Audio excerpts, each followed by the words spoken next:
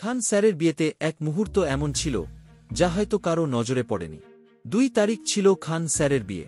সেই অনুষ্ঠানে উপস্থিত ছিলেন বিহারের বড় বড় রাজনৈতিক নেতা, ডেপুটি সিএম, নামী সেলিব্রিটি এবং অনেক বিখ্যাত শিক্ষকরা। আপনারা জানেন কি, খান স্যারের মোট ইনকাম মাত্র 10 থেকে 20 লক্ষ টাকা। কোচিং, স্পন্সরশিপ আর কিছু অ্যাডভার্টাইজমেন্ট থেকেই আসে এই আয়। আর সেই রিসেপশনে উপস্থিত ছিলেন পাকিস্তান থেকে আসা বিখ্যাত সাবরি ব্রাদার্স, যারা সারা বিশ্বে সুফি কাওয়ালি ছড়িয়ে দিচ্ছেন। যখন তাদের কাওয়ালি শেষ হয়, তখন আমরা সাধারণত যেটা দেখি, অনেকে ভিডিও বানান, টাকা ওড়ান, ফ্লেক্স দেখান।